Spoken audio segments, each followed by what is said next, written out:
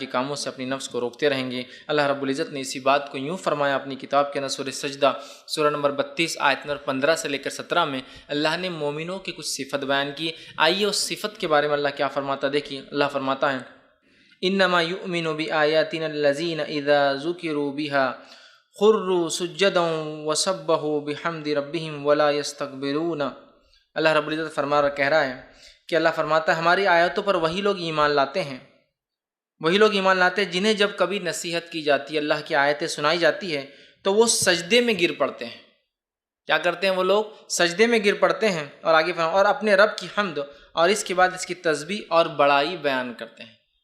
حقیقت میں اللہ سے ڈرنے والے، حقیقت میں نیک بندے، حقیقت میں مومن بندے وہ ہیں کہ جب اللہ کی آیتیں ان کو سنائی جاتی ہیں، ان کو نصیحت کی جاتی ہے تو ان کے دل کانپ اٹھتے ہیں اس نصیحت سے، اور وہ سجدے میں گر جاتے ہیں، اور وہ اللہ کی حمد بیان کرتے ہیں، وہ اللہ کی تسبیح بیان کرتے ہیں، اور وہ تکبر نہیں کرتے اپنے رب کے سامنے۔ مطلب اللہ کی آیتیں بتانے کے بعد نہ عمل کرنا تکبر کی علامت ہے، تو وہ تکبر نہیں کرتے اپنے رب کے سامنے، اور اللہ نے فرمایا وَهُمْ لَا يَسْتَكْبِرُونَ، اور وہ تکبر نہیں کرتے۔ تَتَجَافَ جُنُوبُهُمْ عَنِ الْمَضَاجِعِ، اور ان کے پہلو جو ہے وہ بستروں سے دور ہوتے ہیں، مطلب وہ راتوں کے وقت اللہ کی عبادت کرتے ہیں۔ دیکھیے ایک تو مومن کی صفت آیتیں سنائی تو دل نرم ہو جاتا ہے، بات کو سن لیتے ہیں، تکبر نہیں کرتے، اور جیسی اللہ کی آیتیں سنائی جاتی ہے تو سجدے میں گر پڑتے ہیں اور اس کی بڑائی بیان کرتے ہیں، اس کی حمد و ثنا بیان کرتے ہیں۔ یہ ان کی صفت۔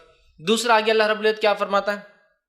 اور ان کے پہلو بستروں سے الگ ہوتے ہیں، مطلب رات کی نماز قائم کرتے ہیں تو بستروں سے الگ رہتے ہیں۔ پھر فرمایا جو ہے مزہ یدعون ربهم خوفا وطمعا، اور اپنے رب کو وہ آواز دیتے ہیں، دعائی دیتے ہیں، دعا کرتے ہیں، پکارتے ہیں۔ کیسے؟ خوف اور امید کے ساتھ۔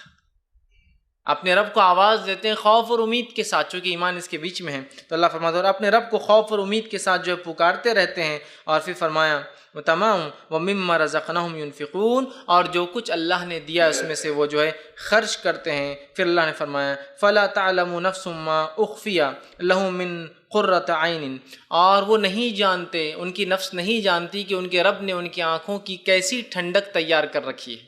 مطلب جنت کی بات ہو رہی کہ وہ لوگ جانتے نہیں، حالانکہ ان کی آنکھوں نے دیکھا نہیں ہے کہ ان کے رب نے کیا ٹھنڈک تیار کر رکھی، پھر بھی وہ اللہ کی آیتوں پر نرم ہوتے ہیں، سن لیتے ہیں، سجدے میں گرتے ہیں، تکبر نہیں کرتے، راتوں میں نمازیں قائم کرتے ہیں، اللہ نے رزق دیا خرچ کرتے ہیں، خوف اور امید سے اللہ کو پکارتے ہیں۔ اللہ نے فرمایا اور وہ اللہ کی جانتے نہیں کہ ان کے رب نے ان کے لیے کیا تیار کر رکھا آنکھوں کی ٹھنڈک کے لیے۔ مطلب چونکہ غائب کی بات جنت ہے، جزاء بما كانوا يعملون، یہ بدلہ ہوگا ان لوگوں کا جو دنیا میں وہ کیا کرتے تھے۔ تو یہاں مومنوں کی جب صفت گنوائی تو ایک صفت گنوائی خوفوں، کہ وہ خوف کے ساتھ اپنے رب کو آواز دیتے ہیں، پکارتے ہیں، خوف اور امید کے ساتھ اپنے رب کو پکارتے ہیں۔